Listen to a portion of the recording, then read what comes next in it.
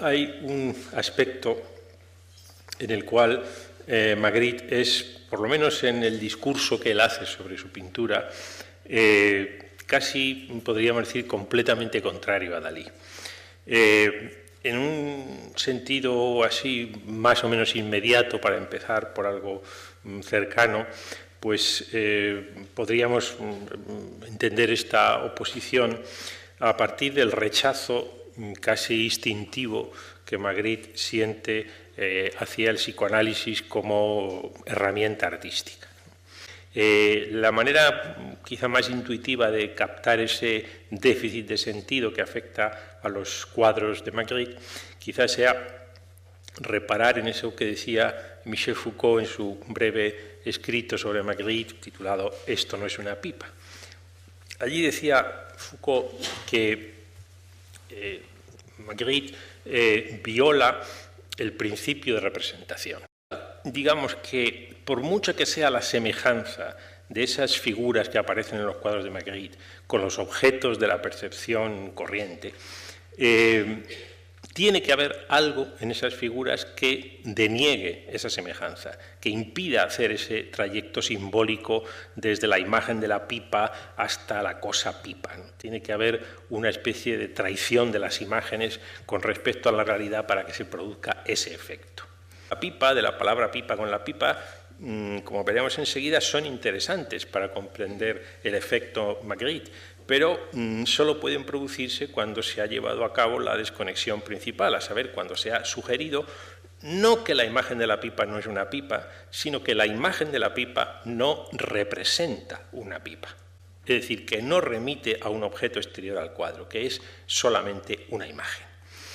Y si lo que queremos es decir que hay una pipa exterior real fuera del cuadro, pues tendremos que ponerla en el cuadro y, por tanto, estará dentro y no fuera del cuadro.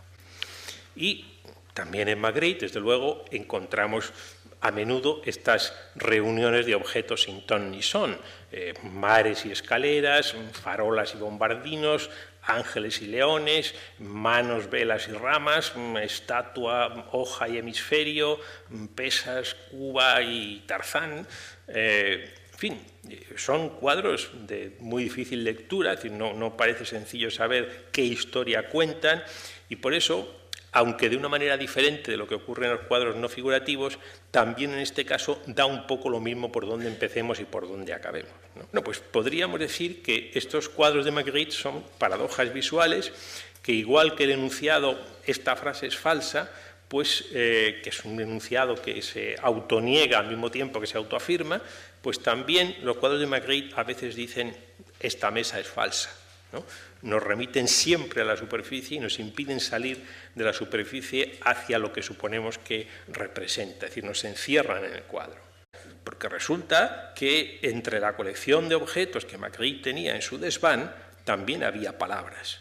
La palabra cielo sirve para evocar el cielo de la misma manera que sirve la imagen del cielo.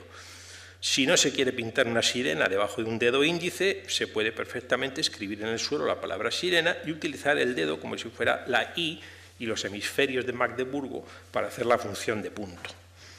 Un pintor que fuera perezoso, por ejemplo, Descartes tenía fama de ser un filósofo muy perezoso, pues un pintor que fuera perezoso podría contentarse con poner palabras en lugar de imágenes y esperar que tuvieran el mismo efecto evocador que sus equivalentes plásticos.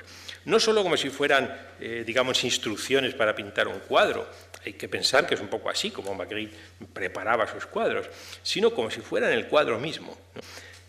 Si el símbolo se pudiera definir como una manifestación de la poesía en la historia, esa manifestación que eleva los cuerpos desde su dimensión temporal hasta su condición de formas eternas, que los salva de su sentencia de muerte, pues habría que decir que la alegoría es, por el contrario, la manifestación de la historia en la poesía.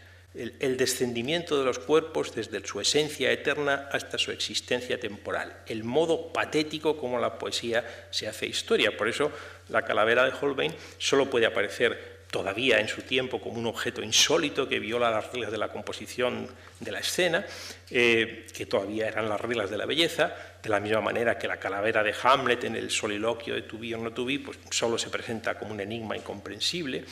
Pero esos rostros que aparecen cubiertos muchas veces en los personajes de Magritte, que parece que también tienen algo de espectral, vienen a recordarnos la razón que hemos olvidado de tan evidente como es, la razón por la cual los fantasmas, esos seres que ahora se han vuelto tan simpáticos, Casper, ¿por qué van cubiertos con una sábana? La sábana que cubre el rostro de los personajes es un sudario. No, las imágenes de Magritte no son símbolos, son alegorías. Y allí donde el símbolo se las arreglaba para insertar de una manera intensiva, luminosa, la eternidad en el tiempo, pues la alegoría presenta un implante de fealdad que interrumpe el fulgor de la belleza y muestra la caducidad de ese instante cuando se convierte en uno más de los instantes de un tiempo desacralizado, vacío. Y la sonrisa que a veces nos despiertan las imágenes de Magritte, a través de la cual el mundo nos envía mensajes de su misterio, nos indica la posibilidad de convertir ese relativo fracaso de la poesía en una poesía del fracaso. La experiencia de la alegoría, decía Benjamin, que se aferra siempre a las ruinas, es la de un eterno caducar. O sea que es muy extraña, pero extrañamente familiar, esta realidad del arte contemporáneo. Muchas gracias.